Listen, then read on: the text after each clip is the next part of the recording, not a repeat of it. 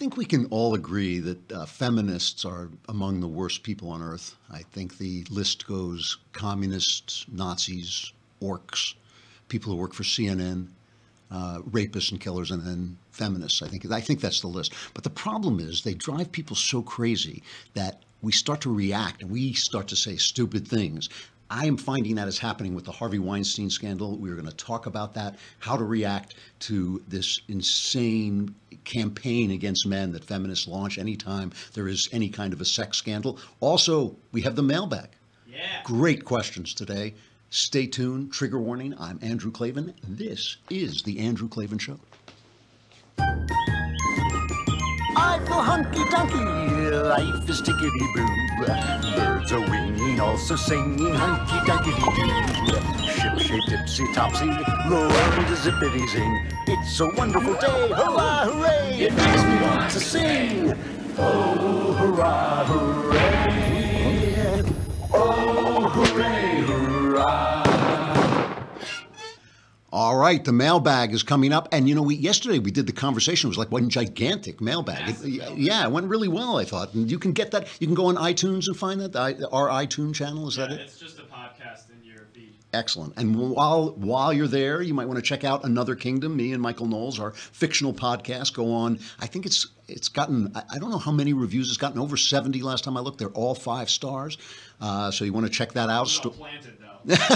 Yeah, I didn't leave one. I don't know what Knowles is doing. I can't keep track of him every minute of the day. But a very cool story about the failed Hollywood screenwriter who walks through a door, finds himself a murder suspect in this bizarre fantasy kingdom. I think it's a really cool story, and I think it gets even cooler.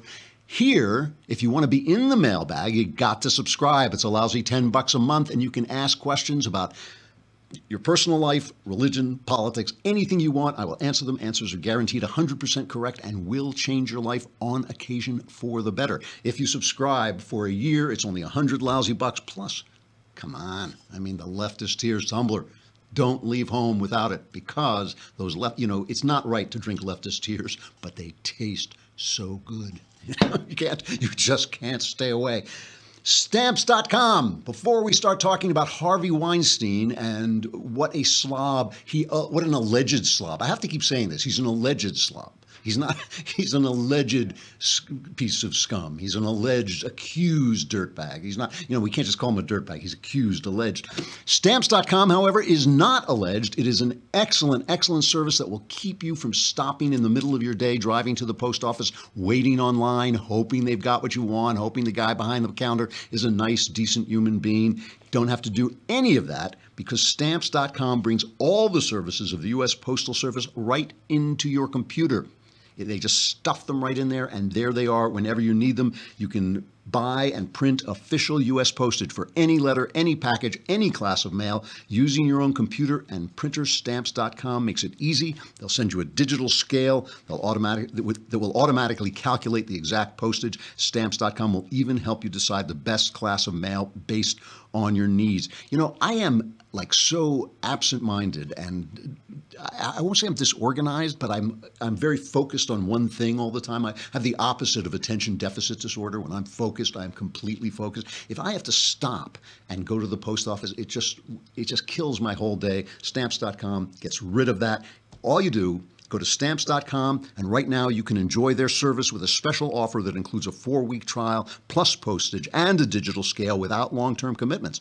How do you do it? Go to Stamps.com, click on the microphone at the top of the homepage, and type in Klavan. What? It's K-L-A. I'll do it slow. K-L-A-V as in Victor, A-N, Stamps.com. Enter Klavan, and you'll never have to go to the post office again. I hate feminism. I gotta say, I hate feminism because for most human beings, our gender is part of the joy of life. Women being women and men. The French, they say vive la différence, and the feminists are like, stamp out the difference, basically stamp out it's one of the key joys of life, the fact that women are women and men are men. Most of us, I would guess, I don't know, some incredibly high percentage, 80, 85% of most of us, this is where we find our joy. This is what we like. We like girls to be girls. We like men to be men. A very, very small number of dissatisfied, angry women scream and yell at us, and it's toxic. It turns us against one another. It makes us wonder if ordinary things that people do in every society, like for instance, every single society has different kinds of work for men and women. Every single one. There's not a single society on earth where all, except maybe this one, where men and women do exactly the same thing. That's a universal. That's a human universal, and they make us question that and feel bad about it and feel that, oh, if there aren't enough women fighter pilots, something is wrong. It must be bigotry instead of natural proclivities, natural talents, natural things that we want to do. And the problem is feminists are so awful that we react against them. And people, I've seen this, especially in young guys who kind of grew up under feminism, this anger against women, as if women were feminists. And, they conflate women and feminists, and it's just not, right. We do this. Listen, I think we do this with gays too, by the way. I mean, gay people, are living their lives, doing their thing. It's obviously not my thing. It's probably not your thing, but they're doing their thing. And then they want to teach, in our kindergartens or whatever, they want to teach their kids that they're not really boys and girls, that they can change their gender, that homosexuality is a norm and all that stuff. So we react against gays as if that were all gay people, where gay people are just trying to live their lives. So let us begin our journey into how awful feminism is. So anyway, what I want to talk about is reactionaryism, and how we get lured into saying stupid stuff by the stupid stuff they say and by the normalization of the stupid stuff they say in the mainstream media. So the best place to begin, if you're talking about the mainstream media, is the op-ed page of the New York Times, a former newspaper, or as we like to call it, Knucklehead Row. Oh, hey, hey, oh, hey, oh, let's go waltzing down to Knucklehead Row. Wow.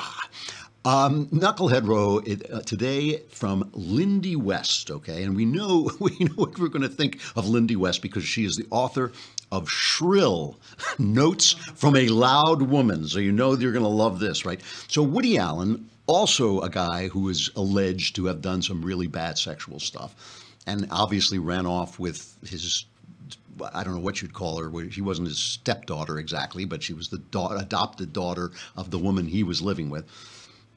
And he's been rationalizing it ever since. And Harvey Weinstein, one of the reasons Woody Allen still has a career, because people were ready to kill him for this, one of the reasons is Harvey Weinstein. And Harvey Weinstein and Woody Allen defended Roman Polanski, the rapist of a 13-year-old child, I mean, so it's like they're all in this thing together. And Woody Allen has the temerity, when he was reacting to Harvey Weinstein, he says it's important. His first reaction was, yeah, Harvey Weinstein is a sick, sad guy. I feel sad for him.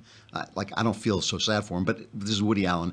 But he said it was important to avoid a witch hunt atmosphere where, quote, every guy in an office who winks at a woman is suddenly having to call a lawyer to defend himself. So that's from Woody Allen. So Lindy West, the author of Shrill, writes a column on Knucklehead Road, says, yes, this is a witch hunt. I'm a witch, and I'm hunting you, okay? So that's the column. It says, when Woody Allen and other men warn of a witch hunt atmosphere, a Salem atmosphere, what they mean is an atmosphere in which they're expected to comport themselves with the care, consideration, and fear of consequences that the rest of us call basic professionalism and respect for shared humanity. On some level, to some men, and you can call me a hysteric, but I am done mincing words on this, there is no injustice quite so unnaturally, viscerally grotesque as a white man being fired. Now, what this has to do with white people, because, by the way, a preponderance of these charges, like on college campuses and all this stuff, are not against white kids. Anyway, Donald Trump and how he comes into it. All right, she's bringing Donald Trump in. Our predator in chief seems to view the election of Barack Obama as a white man being fired. This is like feminists proving that women can't be rational. Feminists can't be rational. He and his supporters are willing to burn the world in revenge. This whole catastrophic cultural moment was born of that same entitlement of Trump's paws and Weinstein's unbelted bathrobe, of the ancient cycles of abuse that ghost wrote the Trump campaign's real slogan, if I can't have you, no one will. Setting aside the gendered power differential inherent in real historical witch hunts, pretty sure it wasn't all the rape victims in Salem getting together to burn the mayor. This, by the way, dumb.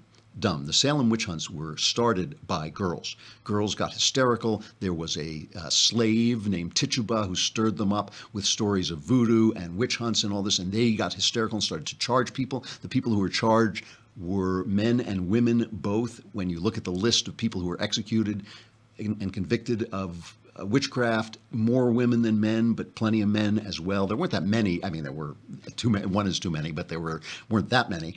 But anyway, it's a stupid feminist meme. The hysteria of young girls is what set off the Salem witch hunts. Anyway, the pathetic gall of men feeling hunted after millenniums of treating women like prey. Now, let's stop right there, okay? Because that's sexism. That's actual sexism. That's like saying the gall of white men protesting against black abuses as if you, by the color of your skin, are condemned for bigotry. She's saying after millenniums, instead of millennia, of men treating women like prey, it is pathetic gall for men to feel hunted. But what if the man is innocent? Each man is an individual. So anyway, she finally says, I will let you guys have this one. Sure, if you insist it's a witch hunt, I'm a witch and I'm hunting you.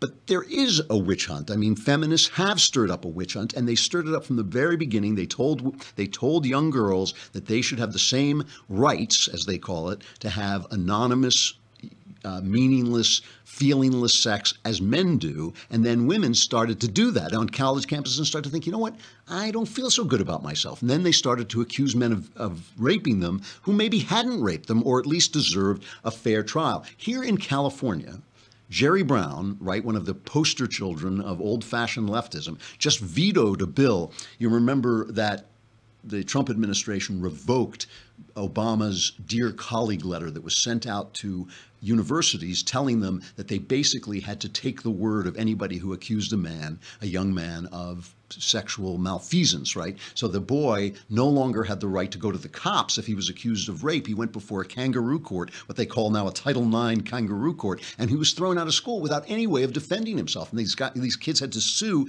if they had the money to sue. So Trump rightly revoked that order, and the California legislature, run by obviously all liberals, we don't have any Republicans in California, passed a law saying, no, we were going to reinstitute these Title IX show trials. And Jerry Brown, of all people, vetoed this bill. He said thoughtful legal minds have increasingly questioned whether federal and state actions to prevent and redress sexual harassment and assault, well-intentioned as they are, have also unintentionally resulted in some colleges' failure to uphold due process for accused students. Due process includes the presumption of being innocent without a trial. So anyway, all I'm saying is the feminists say all this nasty stuff, right? Harvey Weinstein spends decades preying on actresses, preying on women, and now the feminists come out and they've got this hashtag #MeToo. Have you guys seen this on Twitter? This is like every girl who's ever thought that she was abused is now making the story. It's making the story about Me Too, because God forbid there should be a news story and it's not about you as well. So everything is Me Too. It's annoying. It is really annoying. And so I've started to hear people, a lot of people on left and right, just people on Twitter, but also commentators, saying, well, you know, why didn't these women come forward before? They were kind of making a devil's bargain with Harvey Weinstein by having their careers and not reporting this. And I said from the very beginning, I'm not going to call these women heroic for coming out 20 years after the fact and 3 Oscars and 15 movies after the fact and saying, oh yeah, you know, I was abused, because a lot of other girls were abused in that time that might have been stopped if they had all come out. But I am also, you cannot blame the women for not coming out. I mean, let me just start with a hypothetical here for just a minute. Let's say a girl you care about, and even make it your daughter, say, God forbid, but let's say she is molested or attacked and she's shattered. And basically she's looking, if she wants to bring an accusation against the guy who did this, she is looking at 18 months, maybe 2 years of trial. She's looking at expenditures. She's looking at going out in public. She's looking at testifying, giving depositions, maybe going into a public court case and accusing this guy. And here you've got this girl that you love, she's related to you, you're married to her, whatever. And, and she says to you, I can't do it. I've been raped. I'm already shattered. It's going to take me years to put my life back together. I cannot do it. Are you the guy who's going to say, yeah, you got to do it because you got to stop the rapist from striking again? Well, heroes do that stuff. Heroes, heroines, they do that stuff. But you cannot expect people to be heroes. That's what makes heroes heroes. They are exceptional people. that these women should risk their careers. You know, let's go back for a minute. Remember Lauren Sivan, the former Fox host? She told this story, and I bring this story up first of all because she tells it without sentiment. She doesn't break into tears. It's a grotesque story. But let her tell it again. Let's play that Sivan clip again. He cornered me in this vestibule and leaned in and tried to kiss me, which I immediately rebuffed and said, whoa, whoa, whoa. I had no idea that that's what this was. I'm sorry, you know, I have a very serious boyfriend and I'm not interested. And I thought it would end there. Mm-hmm. But that's when he blocked the entrance or exit for me and said, well, then just stand there and be quiet. And that's when I realized, oh. Did you know what was about to happen? No idea. No idea. Completely shocked. And yet, what is going to happen? Like, stand up and stand there and be quiet. I had no idea what was going to happen. And it happened very quickly. And he immediately exposed himself and, you know, began pleasuring himself. And I just stood there. Okay, now what happens if she goes to the cops, right? You think the cops, I mean, this is not against the police, but it's a he said, she said operation. She hasn't been raped. There's nothing. There's no DNA on her. There's no evidence. You know, she's going up against one of them, a powerful guy with an array of lawyers. She's in show business. He can destroy her. What happens to her if she goes? You can't say to her, you know, go give up your career. And you cannot then say, oh, you know, you made a devil's bargain. That's ridiculous. That is absurd. The bad guy is the bad guy here. And you know, you want to talk about what happens to women who make accusations? Let's take a look. You know, Hillary Clinton has been doing this kabuki of outrage about her friend, Harvey Weinstein. I mean, here's a woman who's friends with Harvey Weinstein. Her best friend is married to a serial abuser. She's married to a serial abuser, and she's going to be outraged. So no American reporter that I saw questioned her, made any comparison to Bill Clinton. Unfortunately, she then went to England, and the BBC, one of the most leftist organizations there is, actually had the guts to ask her the question. Here's her response. This kind of behavior cannot be tolerated anywhere, whether it's in entertainment, politics. Well, you know, after all, we have someone admitting to being a sexual assaulter in the Oval Office. There has to be a recognition that we must stand against this kind of you know, action that is so sexist and misogynistic. And this depends upon women coming forward and having the courage to come forward. Right. And yet in your book, the three women brought onto stage by Trump attacking your husband, and you kind of dismissed them. Was that the right thing to do? Are you sure about that? Well, yes, because that had all been litigated. I mean, that was the subject of a huge, you know, investigation, as you might recall, in the late 90s. And there were conclusions drawn, and that was clearly in the past. All right, we're going to get back clearly that. No. Those women don't count. Those women don't matter. We're going to get back to what Hillary, personally did to those women in just a second. But first, let me bring up Trump for just a second, because a lot of people on the left are saying, oh, you know, you on the right are saying, oh, Harvey Weinstein shows the corruption of the Democrat Party. He does. But you've got this guy in the White House who has done all these bad things. And a lot of people on the right here, again, reactionary. A lot of people on the right are saying, well, you know, they have that Access Hollywood tape, but he didn't do anything on there. He just said stuff. Look, he's been charged by a lot of women too. And obviously nothing's been proved. He is also an alleged guy. But look into your heart for a minute. I mean, come on. You look at Donald Trump. I am sure that Donald Trump has done some truly offensive and disgusting things. I don't think he's a rapist. I don't believe he's a rapist. He doesn't strike me as that kind of guy. But I'm sure he's been very handsy with a lot of women, and I'm sure he is not clean in this.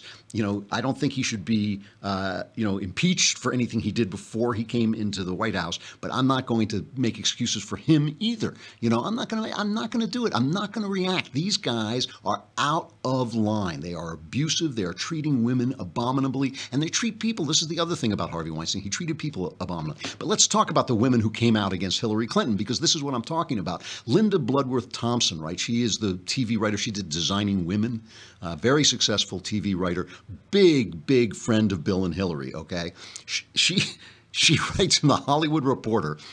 As more and more women have come forward, A-listers who are normally intrepid social injustice sniffers have scrambled to condemn Weinstein and announce they had no idea all this was going on. Some said this despite knowing him for decades, starring in his films and being friends with accusers who starred in his films. Okay, whatever. I myself, she says, was a member of a Let's Bring Harvey Weinstein Down lunch club, and I don't even work in features. However, I will be the first to admit that clearly delineated moral choices can still be painfully complex where friendship is involved. One of the best friends I will ever have, and a man I love dearly, former President Bill Clinton, has certainly taxed my feminist conscience, but always without diminishing my affection. I even helped write his apology to the nation for his own sexual misconduct, was sitting next to him when he delivered it, and believed to this day it was based on something that was none of our business, namely his affair with Monica Lewinsky, because obviously they were both willing, even though the power differential was absurd. She says, yes, some may call it hypocritical, but I confess to having had no problem warning at least 3 top-level Democratic operatives against allowing Harvey Weinstein to host political fundraisers, a warning that evidently fell on deaf ears. So Hillary knew.